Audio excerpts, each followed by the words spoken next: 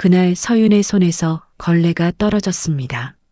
서윤은 거실 한가운데 멈춰선 채 벽을 올려다봤어요. 벽 한 면을 거의 다 채운 대형 결혼사진이었습니다. 하얀 드레스를 입은 신부가 카메라를 향해 웃고 있었고 그 옆에 턱시도 차림의 신랑이 서 있었어요. 신랑의 얼굴. 민재. 3년 전까지 서윤의 남편이었던 사람. 아이를 낳지 못한다는 이유 하나로 서윤을 내쫓은 사람. 서윤은 그제야 깨달았습니다. 오늘 처음 일하러 온 이 집이 민재의 새 아내 유라의 친정집이라는 사실을. 이번 사연 시작할게요. 구독, 좋아요, 감사드려요. 서윤은 새벽 5시 반이면 눈을 떴습니다. 작은 원룸 창문 밖으로 아직 해가 뜨기 전이었습니다. 전기장판의 온기가 채 사라지기도 전에 서윤은 몸을 일으켰습니다. 씻고 머리를 묶고 낡은 가방에 앞치마와 고무장갑을 챙겼습니다. 그녀의 하루는 늘 남의 집 문을 여는 일로 시작됐습니다. 서윤은 집안일 도우미였습니다. 말이 도우미였지 하는 일은 많았습니다. 청소, 빨래, 설거지, 창틀 닦기, 냉장고 정리, 욕실 청소, 손님상 준비까지. 집주인이 원하는 건 무엇이든 해야 했습니다. 그래도 서윤은 불평하지 않았습니다. 말수가 적었고 눈에 띄지 않으려 했고 시키는 일은 조용히 끝냈습니다. 그날도 마찬가지였습니다. 서윤은 고급 주택가 끝에 있는 커다란 집으로 향했습니다. 높은 담장, 자동문, 넓은 마당.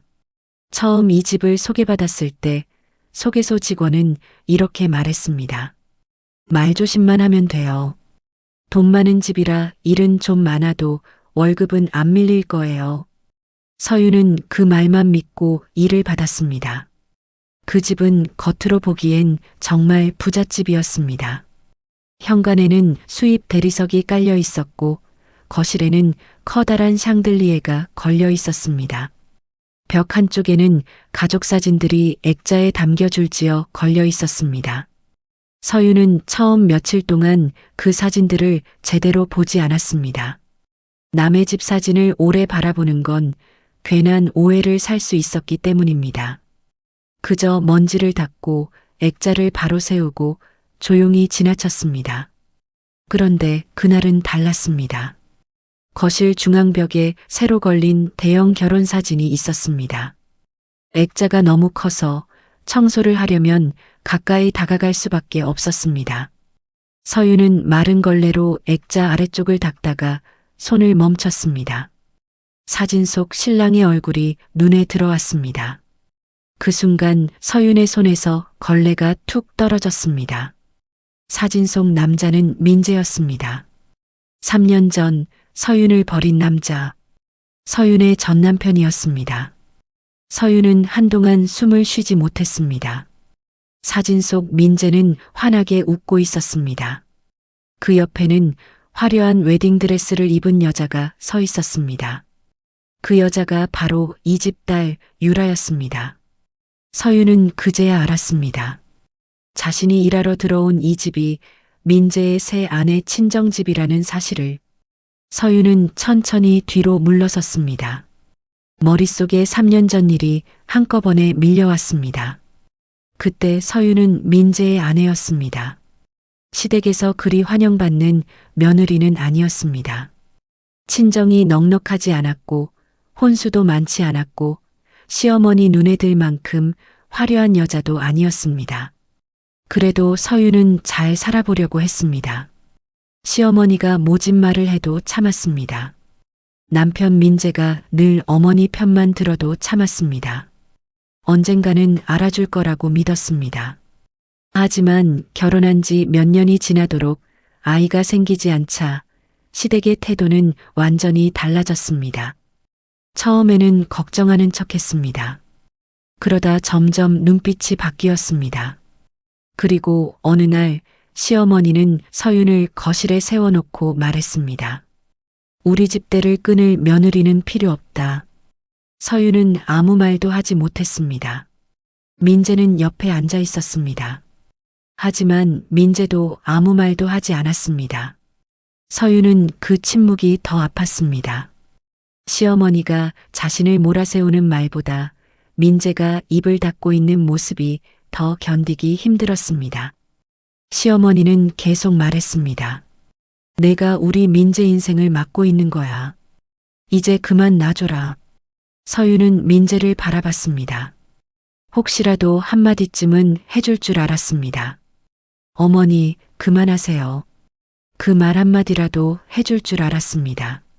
하지만 민재는 끝까지 고개를 들지 않았습니다. 그렇게 서유는 그 집을 나왔습니다. 옷 몇 벌, 낡은 가방 하나. 그게 전부였습니다. 서유는 그 뒤로 민재 소식을 듣지 않으려 했습니다. 듣고 싶지도 않았습니다. 그런데 지금 남의 집 도우미로 들어온 곳에서 민재의 새 결혼 사진을 보고 있었습니다. 서유는 떨어진 걸레를 주었습니다. 그리고 아무 일도 없었다는 듯 다시 액자를 닦았습니다. 그때 뒤에서 여자의 목소리가 들렸습니다. 아줌마, 그 사진 조심해서 닦아요. 우리 딸 결혼 사진이니까. 유라의 어머니였습니다.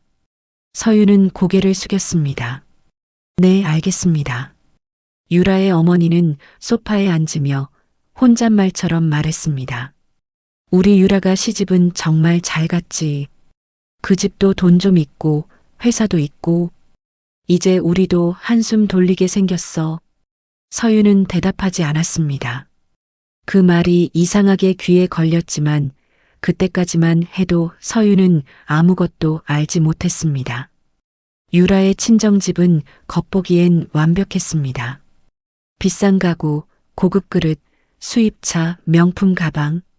집안에 놓인 모든 것이 돈을 말해주고 있었습니다. 하지만 며칠만 지나자 이상한 점이 보이기 시작했습니다.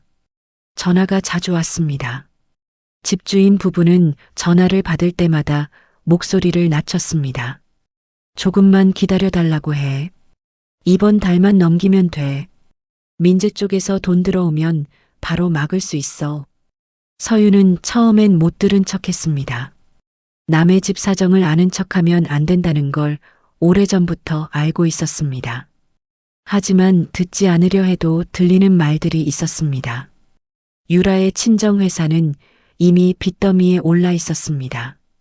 거래처 대금은 밀렸고 은행 대출도 막혔고 직원 월급까지 늦어지고 있었습니다. 겉으로는 부잣집 행세를 했지만 속은 텅 비어 있었습니다. 유라가 민재와 결혼한 것도 사랑 때문이 아니었습니다. 민재 집안의 재산, 민재 아버지가 운영하는 회사, 그리고 그 회사의 지분. 그것이 유라 친정이 마지막으로 붙잡은 밧줄이었습니다. 서유는 그 사실을 조금씩 알아갔습니다. 그러던 중 유라가 아기를 데리고 친정집에 왔습니다. 집안 분위기가 한순간에 달라졌습니다. 유라의 어머니는 아이를 안고 호들갑을 떨었습니다. 우리 보물 왔네. 우리 집안 살릴 복덩이 왔네. 유라의 아버지도 평소와 다르게 웃었습니다. 아이를 향한 웃음이라기보다 뭔가 큰 재산을 바라보는 사람의 웃음 같았습니다. 서유는 주방에서 과일을 깎다가 그 모습을 보았습니다. 유라는 아이를 낳은 뒤 시댁에서 극진한 대접을 받고 있었습니다. 시어머니는 손주가 생겼다는 이유로 유라를 떠받들었습니다. 명품 선물, 고급 산후조리원, 새 차, 친정회사와의 사업 연결까지 모든 것이 유라에게 쏟아졌습니다. 며칠 뒤 유라가 친정어머니와 통화하는 소리가 들렸습니다. 시어머니가 또 팔찌 사줬어. 손주 낳은 며느리라 그런지 완전 달라. 유라의 어머니가 웃으며 말했습니다. 그러니까 내가 뭘 했니? 애 하나가 집안을 바꾼다니까. 유라는 대수롭지 않게 웃었습니다. 그 집은 이제 애 때문에라도 나 못 버려. 그 말을 들은 서유는 손에 들고 있던 접시를 내려놓았습니다. 예전 시어머니의 말이 떠올랐습니다. 우리 집대를 끊을 며느리는 필요 없다. 그 말로 쫓겨난 자신과 아이 하나로 왕비처럼 대접받는 유라. 서유는 가슴 깊은 곳이 천천히 식어가는 것을 느꼈습니다. 하지만 그때까지도 서유는 그저 운명이 야속하다고 생각했습니다. 그런데 며칠 뒤 더 이상한 장면을 보게 됐습니다. 유라가 아이를 데리고 친정집에 온 날이었습니다. 그날 집에는 유라의 부모 말고도 한 남자가 있었습니다. 깔끔한 정장을 입은 40대 초반의 남자. 유라 친정 회사의 재무팀장 강태호였습니다. 강태호는 집안 사람처럼 자연스러웠습니다. 신발을 벗는 위치도 익숙했고 냉장고에서 물을 꺼내 마시는 것도 익숙했습니다. 무엇보다 아이를 대하는 태도가 이상했습니다. 강태호는 아이를 보자마자 두 팔을 벌렸습니다. 우리 아가 왔어? 아이는 강태호를 보자 울음을 그쳤습니다. 강태호는 아이를 능숙하게 안았습니다. 젖병 온도를 확인하고 기저귀 가방을 챙기고 아이가 좋아하는 장난감까지 정확히 알고 있었습니다. 서유는 처음엔 그저 친정회사 직원이 가족처럼 가까운가 보다 생각했습니다. 하지만 이상했습니다. 너무 자연스러웠습니다. 너무 익숙했습니다. 마치 매일 돌본 사람 같았습니다. 유라의 어머니도 그 모습을 말리지 않았습니다. 오히려 흐뭇하게 바라봤습니다. 태호가 안으면 애가 제일 잘 잔다니까. 강태호는 아이를 안고 웃었습니다. 아빠 품이 편하니까 그렇죠. 순간 거실 공기가 멈춘 듯 했습니다. 서유는 주방 안쪽에 서 있다가 그대로 굳었습니다. 방금 자신이 잘못 들은 걸까? 강태호는 아이의 이마에 입을 맞추며 아주 낮게 다시 말했습니다. 아빠 왔다. 서유는 심장이 내려앉았습니다. 그날부터 서유는 그 집을 더 자세히 보게 됐습니다. 유라와 강태호는 집안 사람들이 없는 틈마다 가까이 붙어 있었습니다. 눈빛도 말투도 거리도 단순한 회사 직원 사이가 아니었습니다. 더 이상한 건 유라의 부모였습니다. 그들은 두 사람을 꾸짖지 않았습니다. 오히려 조심하라는 말만 했습니다. 밖에서는 티내지 마. 특히 민재 쪽 사람들 앞에서는 절대. 애는 당분간 민재 아이로 확실히 밀고 가야 해. 서유는 그 말을 듣고 숨을 죽였습니다. 어느 날 오후였습니다. 유라와 강태호가 서재에서 다투는 소리가 들렸습니다. 서유는 복도 끝에서 청소기를 멈췄습니다. 문은 완전히 닫히지 않았습니다. 유라가 낮은 목소리로 말했습니다. 조심하라고 했잖아. 엄마 앞에서는 몰라도 밖에서 애한테 아빠라고 부르면 어떡해? 강태호가 짜증 섞인 목소리로 대답했습니다. 내 아들한테 아빠라고도 못해? 유라가 날카롭게 말했습니다. 그 집 사람들이 이 아이가 당신 아들인 거 알면 당신이 다 책임질 거야? 서유는 손잡이를 잡은 손에 힘이 빠졌습니다. 아이의 친아버지는 민재가 아니었습니다. 강태호였습니다. 그리고 그것을 유라 혼자 숨기고 있는 것도 아니었습니다. 유라의 부모도 알고 있었습니다. 강태호도 알고 있었습니다. 모두가 한패였습니다. 그 순간 서유는 3년 전 자신이 들었던 말을 떠올렸습니다. 우리 집대를 끊을 며느리는 필요 없다. 그 말을 하던 시어머니는 지금 남의 아이를 친손주라 믿고 품에 안고 있었습니다. 서유는 웃지도 울지도 못했습니다. 며칠 뒤 서유는 더 큰 사실을 알게 됐습니다. 유라 친정의 목적은 단순히 불륜을 숨기는 것이 아니었습니다. 그들은 아이를 민재의 친자로 속여 시댁의 손주로 만들고 그 아이를 앞세워 민재 집안의 재산과 회사 지분을 차지하려 하고 있었습니다. 유라의 아버지는 밤늦게 강태호와 술을 마시며 말했습니다. 민재 집안은 손주라면 정신을 못 차려. 그의 명의로 조금씩 넘기게 만들면 돼. 강태호는 서류를 펼쳐 보였습니다. 일단 친정회사와 거래를 늘려야 합니다. 납품 계약으로 돈을 빼오고 그 다음 지분 담보를 잡으면 됩니다. 유라의 어머니가 끼어들었습니다. 그 집 노인네는 유라 말이면 다 믿어. 손주 앞세우면 도장 찍게 돼 있어.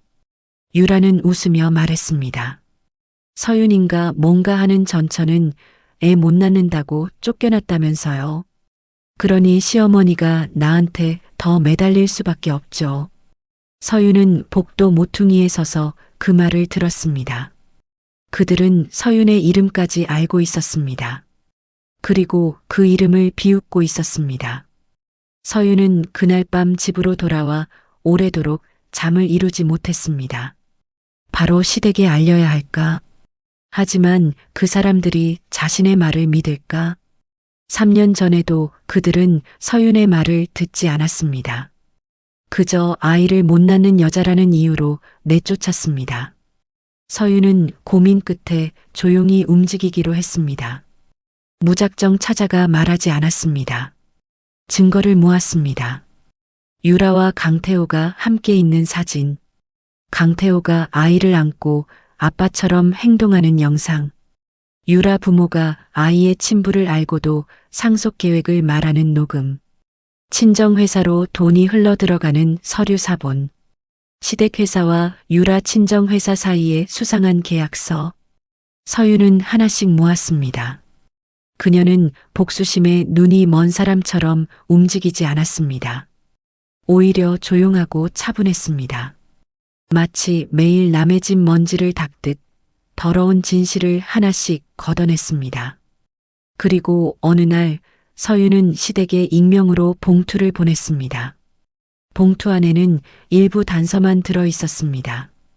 아이를 다시 확인해 보라는 짧은 문장, 유라 친정 회사의 빚을 확인해 보라는 자료, 유라와 강태호가 함께 찍힌 흐릿한 사진 한 장, 그리고 마지막 쪽지. 당신들이 믿는 손주는 진짜가 아닐 수 있습니다. 서윤은 그 정도면 충분하다고 생각했습니다. 한 번은 경고했습니다. 한 번은 기회를 주었습니다. 하지만 돌아온 건 예상대로였습니다. 며칠 뒤 유라가 친정집에서 분노하며 소리치는 걸 서윤이 들었습니다. 어머니가 이상한 봉투 받았대. 누가 내 뒷조사 하는 것 같아. 유라의 어머니가 물었습니다. 뭐라고 하던데? 유라가 이번엔 갑자기 비웃었습니다. 별것도 아니야. 쫓겨난 전처가 질투해서 그런 거 아니냐고 하시던데? 서윤은 주방에서 설거지를 하다가 손을 멈췄습니다. 유라는 계속 웃었습니다. 민재도 그러더라. 서윤이가 아직 나한테 미련이 있나 보다고. 그 말을 듣는 순간 서윤의 마음속에서 마지막 남은 무언가가 끊어졌습니다. 그녀는 더 이상 시댁을 걱정하지 않기로 했습니다. 이미 알려줬습니다. 그런데도 그들은 또다시 서윤을 조롱했습니다. 시댁은 끝까지 유라와 아이를 믿었습니다. 시어머니는 친척들 앞에서 아이를 안고 자랑했습니다. 우리 집안대를 이을 손주야. 이 아이만 보면 내가 얼마나 든든한지 몰라. 그 곁에서 유라는 웃었습니다. 민재도 웃었습니다. 그 웃음 속에서 서윤의 경고는 완전히 지워져 있었습니다. 그 사이 유라 친정은 시댁 회사를 더 깊이 파고들었습니다. 처음엔 작은 납품 계약이었습니다. 그 다음은 공동 투자였습니다. 그 다음은 자금 대여였습니다. 마지막엔 지분 담보였습니다. 강태호는 숫자를 조작했고 유라는 시댁 내부 정보를 빼냈습니다. 유라의 부모는 시댁의 욕심과 체면을 이용했습니다. 손주를 위해서라도 지금 투자해야 합니다. 어차피 나중엔 다 아이 것이 될 텐데요. 시어머니는 그 말을 믿었습니다. 민재도 믿었습니다. 그들은 유라 친정이 무너져가는 회사라는 사실을 제대로 보려 하지 않았습니다. 겉으로 번쩍이는 것만 봤습니다. 그리고 자신들이 과거 서윤에게 했던 말을 떠올리지 않았습니다. 집안 보고 며느리 들여야 한다. 그 말이 결국 자신들의 목을 조르고 있었습니다. 몇 달 뒤 시댁회사가 흔들리기 시작했습니다. 거래처 대금이 밀렸습니다. 은행에서 추가 담보를 요구했습니다. 직원들 월급이 늦어졌습니다. 회사의 핵심 자료가 유라 친정회사로 넘어간 정황도 드러났습니다. 그때서야 시댁은 뭔가 잘못됐다는 걸 느꼈습니다. 시어머니는 오래전 받은 익명의 봉투를 다시 꺼냈습니다. 그 안에 있던 사진을 봤습니다. 유라와 강태호. 그때는 질투 많은 전처의 헛소리라고 생각했던 사진이었습니다. 하지만 이제는 달라 보였습니다. 민재도 흔들리기 시작했습니다. 그는 사람을 시켜 유라 친정집을 알아보게 했습니다. 그리고 충격적인 사실을 알게 됐습니다. 유라 친정집에서 일하던 도우미가 서윤이었다는 사실을, 서윤이 그 집 안에서 모든 것을 보고 있었다는 사실을. 시어머니와 민재는 서윤을 찾아왔습니다. 서윤이 일 끝나고 돌아오는 길이었습니다. 골목 입구에 낯익은 차가 서 있었습니다. 차 문이 열리고 시어머니가 내렸습니다. 3년 전 서윤을 내쫓던 그 당당한 얼굴은 사라져 있었습니다. 시어머니는 초췌했습니다. 민재도 함께 있었습니다. 그는 예전보다 훨씬 늙어 보였습니다. 시어머니가 먼저 입을 열었습니다. 서윤아. 서윤은 대답하지 않았습니다. 시어머니는 한 걸음 다가왔습니다. 내가 뭘 알고 있는지 말해다오. 우리 집 좀 살려다오. 서윤은 조용히 바라봤습니다. 그 목소리는 3년 전과 완전히 달랐습니다. 그때는 명령이었습니다. 지금은 애원이었습니다. 민재도 말했습니다. 서윤아, 내가 본 게 있으면 제발 말해줘. 나 한 번만 도와줘. 서윤은 한참 동안 두 사람을 바라봤습니다. 그리고 천천히 말했습니다. 저는 이미 알려드렸습니다. 시어머니가 당황했습니다. 그게 너였니? 서윤은 고개를 끄덕였습니다. 아이를 확인해 보라고 했고, 유라 친정 회사를 알아보라고 했고, 그 집 사람들을 조심하라고 했습니다. 시어머니는 말문이 막혔습니다. 서윤은 계속 말했습니다. 그런데 어머님은 저를 또 무시하셨어요. 민재가 다급하게 말했습니다. 그땐 몰랐어. 우리가 잘못했어. 그러니까 지금이라도. 서윤이 말을 끊었습니다. 그때도 당신은 제 편이 아니었고 지금도 저는 당신 편이 아닙니다. 민재는 아무 말도 하지 못했습니다. 시어머니가 무릎을 굽히려 하자 서윤은 한 걸음 물러섰습니다. 그러지 마세요. 이제 와서 그러셔도 달라지는 건 없습니다. 시어머니의 눈에서 눈물이 떨어졌습니다. 서윤아, 내가 잘못했다. 그때 너한테 그러는 게 아니었는데. 서윤의 표정은 흔들리지 않았습니다. 그 말은 3년 전에 하셨어야죠. 그리고 서윤은 두 사람을 지나쳐 걸어갔습니다. 민재가 뒤에서 불렀습니다. 서윤아. 서윤은 돌아보지 않았습니다. 그날 밤 서윤은 자신이 모은 자료들을 정리했습니다. 더 이상 시댁을 위해서가 아니었습니다. 그렇다고 유라 친정을 그냥 두기 위해서도 아니었습니다. 그들은 사람을 속였고 아이를 이용했고 돈을 빼돌렸고 두 집안을 모두 망가뜨렸습니다. 서윤은 자료를 경찰에 보냈습니다. 그리고 방송사 탐사 프로그램에도 보냈습니다. 처음엔 작은 제보였습니다. 하지만 자료를 확인한 방송국은 바로 움직였습니다. 며칠 뒤 뉴스가 터졌습니다. 부잣집 딸의 가짜 손주 상속 사기 의혹, 친정회사와 짜고 시댁회사 자금 빼돌린 정황, 재무팀장과의 내연관계, 아이의 친부를 속이고 재산을 노린 계획, 유라 친정회사의 부채와 탈세 의혹. 뉴스는 삽시간에 퍼졌습니다. 방송 화면에는 유라 친정집 앞에 몰려든 기자들이 나왔습니다. 유라의 아버지는 얼굴을 가린 채 끌려 나왔습니다. 유라의 어머니도 울부짖으며 차에 탔습니다. 강태호는 고개를 숙이고 아무 말도 하지 않았습니다. 유라는 아이를 안고 버티려 했지만 결국 경찰 조사를 피하지 못했습니다. 시댁도 무사하지 못했습니다. 그동안 숨겨둔 재산, 세금 문제, 불투명한 회사 거래까지 함께 드러났습니다. 시어머니는 병원에 실려갔고 민재는 회사에서 쫓겨나다시피 물러났습니다. 그들이 그토록 자랑하던 손주는 친손주가 아니었습니다. 그들이 집안 보고 들였다는 며느리는 집안을 살린 복덩이가 아니라 집안을 무너뜨린 사람이었습니다. 서유는 그 모든 뉴스를 작은 방에서 조용히 보았습니다. 기뻐서 웃지도 않았습니다. 눈물을 흘리지도 않았습니다. 그저 오래된 짐 하나가 마음속에서 내려앉는 것 같았습니다. 며칠 뒤 서유는 유라 친정집에 다시 갔습니다.